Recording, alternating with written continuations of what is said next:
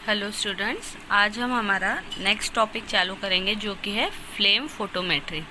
ठीक है, तो देखो फ्लेम फोटोमेट्री नाम से ही सजेस्ट कर रहा है। फ्लेम फोटोमेट्री मतलब क्या होता है?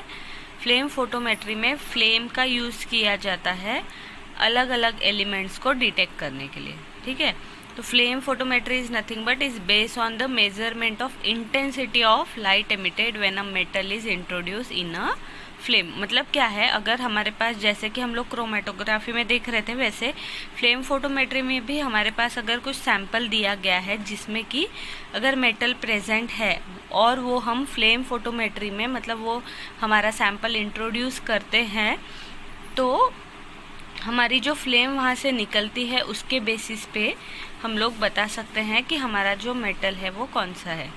तो अलग अलग कलर की अलग अलग एलिमेंट्स अलग अलग कलर की फ्लेम देगा और उसी के बेसिस पे हम लोग क्या बता सकते हैं कि एलिमेंट जो है वहाँ कौन सा प्रेजेंट है। क्योंकि देखो हर एक एलिमेंट अपना अलग अलग वे से एक्साइट होगा और जंप करेगा, इसीलिए अलग अलग वेवलेंथ में वो क्या करेगा, अलग अलग वेवलेंथ को एब्जॉर्ब करेगा, जिसकी वजह से हमें क्या मिलेगा, वहाँ अलग अलग कलर्स मिलते हैं। तो सिंपली क्या होता है, फ्लेम फोटोमेट्री में फ्लेम का यूज़ होता है किसके लिए? एलिमेंट्स को डिटेक्ट करने के लिए। ठीक है, पहले तो देखो विजिबल कलर के बेसिस पे ही जो एलिमेंट है सैंपल में वो बताया करते थे। मैक्सिमम जो एलिमेंट्स यहाँ डिटेक्ट होते थे वो कौन से रहते थे? अल्कली मेटल और अल्कलाइन अर्थ मेटल। लेकिन जैसे जैसे इम्प्रूवमेंट होते गया, अल्ट्रा वायलेट और विजिबल रेंज भी, मतलब अल्ट्रा वायलेट और विजिबल रेंज के स्पेक्ट्रोफोटोमीटर्स भी यूज़ किए गए।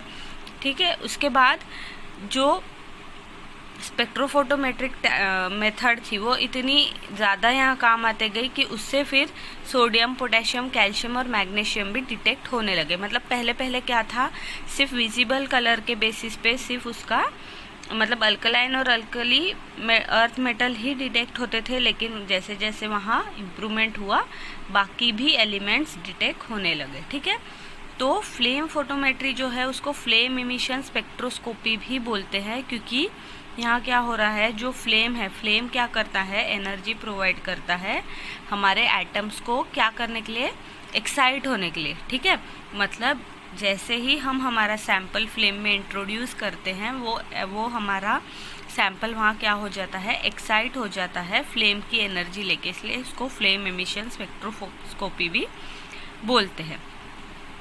ठीक है, अब उसके बाद जो फ्लेम फोटोमेट्री है ये क्यों यूज़ की जाती है? क्योंकि क्या होता है, देखो फ्लेम फोटोमेट्री जो है एक सिंपल है और फास्ट मेथड है और हम लोग रूटीन में उसको यूज़ कर सकते हैं, क्योंकि इसमें हमारे जो एलिमेंट्स है वो क्या होते हैं, ईजिली एक्साइटेड होंगे, इसीलिए फ्लेम फोटोमेट्री का यूज़ किया जाता है ज़्यादातर। ठीक है, अब हम लोग उसका जनरल प्रिंसिपल देखेंगे कि क्या होता है फ्लेम फोटोमेट्री में। तो देखो जनरल प्रिंसिपल में सबसे पहले जो प्रोसेस होती है फ्लेम फोटोमेट्री में वो है the solvent is vaporise living particles of the solid salt. मतलब जैसे ही हम हमारा सैंपल वहाँ फ्लेम फोटोमेट्री में इंट्रोड्यूस करेंगे, पहले क्या होगा, जो हमारा सॉल्वेंट है, ठीक है, हमारा जो सॉल्वेंट है जिसमें हमने सैंपल डिजोल्व किया गया है, सैंपल क्या होगा, सॉल्वेंट क्या हो जाएगा, वेपराइज हो जाएगा और हमारा जो सैंपल का सॉल्ट है वो वहाँ रह जाएगा। उसके बाद जो सॉल्ट है, सॉल्ट का वेपराइजेशन होगा और या तो क्या होगा, या तो हमारा जो सॉल्ट है मतलब हमारा जो सैंपल है जिसमें कि जब अभी एक बार सॉल्वेंट वेपराइज होने के बाद वहाँ क्या बचा, सॉल्ट बचा, सॉल्ट वेपराइज होगा और या तो क्या होगा, वो जो हमारा सॉल्ट है वो किस में चेंज होगा, गैसियस स्टेट में चेंज होगा। अब क्या होता है, जैसे ही गैसियस मॉलिक्यूल में वो चेंज हुआ, वो क्या करेगा, डिसोसिएट हो जाएगा और न्यूट्रल एटम या रेडिकल्स देगा। ठीक है, अब ये न्यूट्रल एटम और रेडिकल क्या करते हैं, वहाँ जो फ्लेम है, ठीक है, वो वहाँ फ्लेम के थ्रू एक्साइट होंगे। अब एक्साइटेड एटम्स क्या होते हैं, हमें पता है वो अनस्टेबल होते हैं।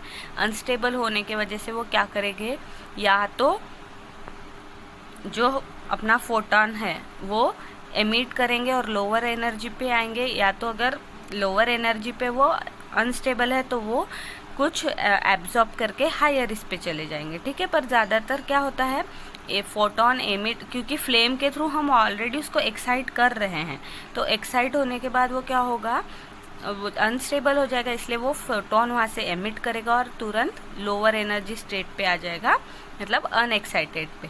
ठीक है, तो यही जो एमिटेड फोटॉन्स है वो किसके फॉर्म में, रेडिएशन के फॉर्म में फ्लेम फोटोमेट्री क्या करता है, उसको डिटेक्ट कर लेता है। ठीक है, ये जो है ये हमारा बेसिक है, मतलब बेसिक्स प्रिंसिपल है किसका, हमारा फ्लेम फोटोमेट्री का, कि फ्लेम फोटोमेट्री वर्क कैसे करता है। ठीक है।